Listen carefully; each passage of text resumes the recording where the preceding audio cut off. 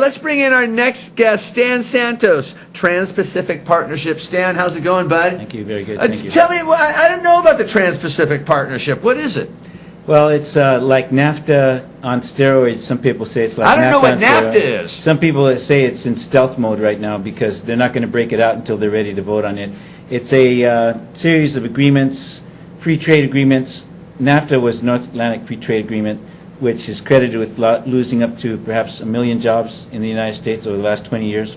Because we're importing stuff that we shouldn't be importing? Because we're exporting jobs.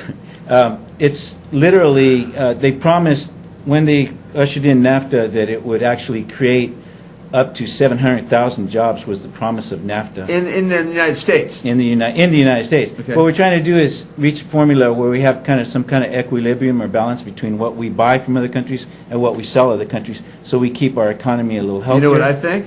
I say we buy nothing from other countries. I say everything we need, we make it here, we grow it here, and if we can't have oranges in the middle of the summer, darn it, we just can't have them. I'm for local growing and local buying. Yeah, and I would agree with that entirely. But the way the world's working right now, we've lost that. The train, left the station a long time ago. So now this is another because one after of those. World War II, we gave Japan the electronic business? Well, they didn't have very much of a military budget, so they were able to expand in other areas.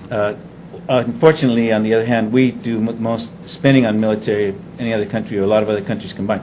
But really, Trans-Pacific Partnership is just it's a continuation of that trend of creating these agreements and using those agreements to wealth or enrich certain corporations, especially huge corporations. If you look at the corporations that actually have privy to the information, you'll see Chevron, Walmart, you'll see Big Pharma, the pharmaceutical companies, the Pharmaceutical Association of America. You'll see energy, you'll see huge multinational corporations that are going to benefit from it, and they're pushing it. You'll also see in the Valley the Farm Bureau, almonds and walnut growers associations, and other types of trade groups like that, which are going to have a direct tie to those markets over there. And the because they're not growing those almonds to sell in America, are no, they? They're not. They're growing them to sell to other countries. It's about a 90% export crop, and it's mostly going to Asia, places like India, China, and the new growing classes of wealthy individuals in those countries. So they're the big consumers of a lot of those products. In the same sense, here, if you look at almonds and walnuts, some people demonize almonds, walnuts, and pistachios. I don't demonize them because I know some almond farmers. They're decent folks, but they're not the high that doesn't mean they're not greedy. They're not the high labor intense type products or crops. And when they're taking out other types of fruits and vegetables and vineyards, and they're placing walnuts in the ground, or almonds, I should say, that take about 5 years before they produce their first crop. They're consuming water all that time. Then there's kind of a question of a balance here. But it's not just that. Again, it's ag products in general. They made claims again and again and again that the agribusiness will benefit. But I have a report from the USDA, a very well-researched report from the USDA, which a think tank did. They crunch the data. They tell you where their data sources came from, and they're very specific in their data, and they're talking about 0.1%, 0.5%. I mean, they're talking about increments between cereals, meats, and cheeses and milk products that is so insignificant that their final conclusion was that ag in California will benefit absolutely nothing in terms of increased exports to the target countries that would be the 12 or 11 signatories in the Pacific Rim and Asian area. So the net benefit is not there, and we're asking the administration, we've asked Jim Costa point blank, and we asked the Labor Secretary, Tom Perez, where is the benefit for Fresno? I mean, I know it's an international issue.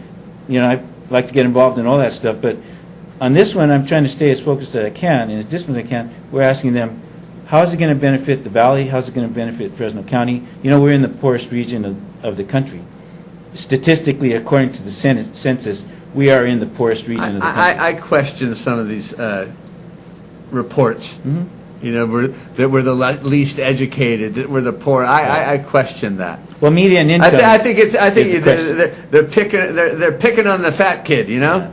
But the unemployment is still something that needs to be addressed. And I think that what we really need to address is a diversified economy. When Bernie Sis started the California Water Project, when a lot of those water projects came into the Valley to kind of deal with the agricultural needs and deal with the low productivity of some of the soils on the west side. Their idea was, let's bring in all this water that will then create all this wealth, but let's have a diversified economy, and let's not just be not only just a one type of sector economy like agriculture, much less monocropping or crops that are mostly for consumption overseas. Okay, Stan. Where's your concern in this? Where's your concern start? Well, okay, for example, I work for AT&T. I'm a splicing technician. I've seen 400 jobs leave our area, but when I say our area, I'm talking about the Valley. Think in the Valley context. We lost 300 out of a call center in Atwater.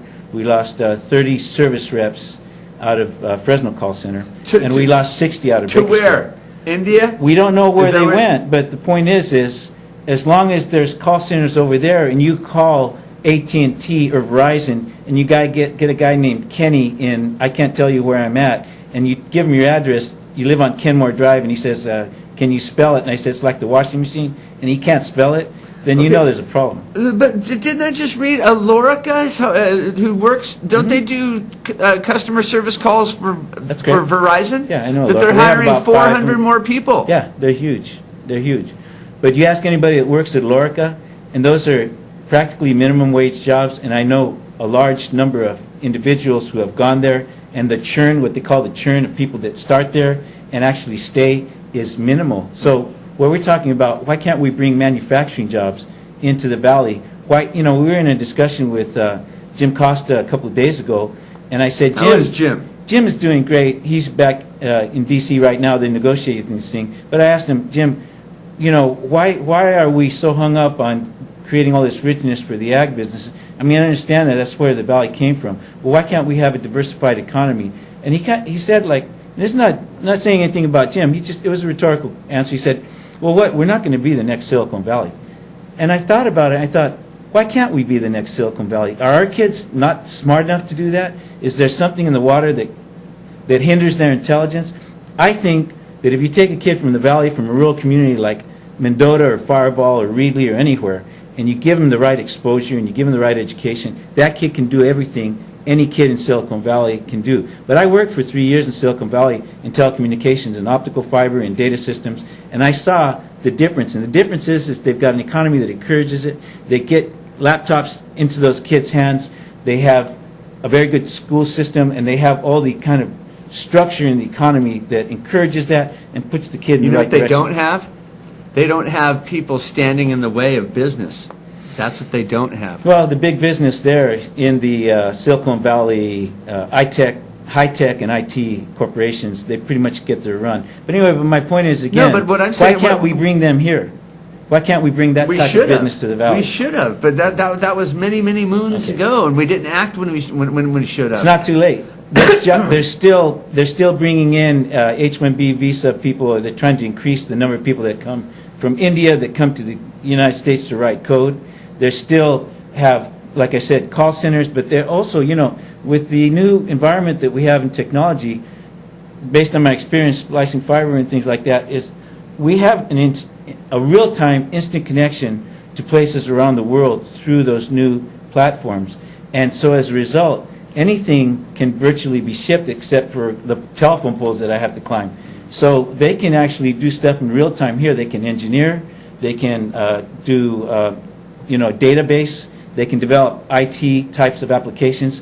But as long as the back door is open for those jobs to be done someplace else cheaper, and as long as the technology is there so that there's no loss, no latency, no loss in the time between start to finish, then what's to keep them, especially when we have free trade agreements that are encouraging the shipment of jobs out of the United States. Do you know about Bitwise Industries here in town? Are you talking about? No, I don't know about Bitwise. They are teaching people how to write code and stuff like that. That's That's encouraging. I think with what you're saying, I'm going to invite you to go over there and walk in there and just to see the operation. Yeah. I think it's kind of like it's something that you would like. It's in the right direction of the way we should be going. That's the future. Now you're having an event. Yeah, we're staging a series of events in front of Jim Costa's office at 855 M Street. And he's in D.C., but we've been in constant contact with his staff. We had a conference call with him this morning, and we're still hoping that something will change to at least cause a pause to this kind of a juggernaut. One of the biggest contentions and issues that people have is that it's being done in secrecy, and we're not going to see it if it's fast track, which is this trade authority authorization that they've given to other presidents in the past. Fast track means that it's literally fast track. It means Congress is not going to see it until it's done, entirely done. And when they do see it, there'll be 60-day window for people to look at it and decide what they like, what they don't like. But during that time, there'll be no amendments, changes, no issues about, well, can we tweak this or can we make this better? It's a package, a total package that's going to be voted up or down. Every time they've implemented fast track in the past, they've been successful in passing that bill every single time. In this case, we wish that they would remove it from this fast track trajectory and allow people the time to see it, allow people the transparency. Right now, the only ones that can see it is our congressional representatives. They're not allowed to take in a notepad. They're not allowed to take in a camera, a recording device. They're not allowed to do anything that would record the actual documents. They walk out and it's all in their memory, which when you're looking at documents been in negotiation for about 5 years, there's no way they're going to retain much more than a few little bites here and there. The other people that can see it are 600 trade representatives on these trade advisory committees, and those are the ones, like I said, the Chevrons, the Walmarts, the energy companies, and the big pharmaceutical companies and the others that have their investments at stake in those overseas shops. And Big money just getting bigger. That's right. Right. Okay, Stan Santos, Trans-Pacific Partnership. You know what I always say?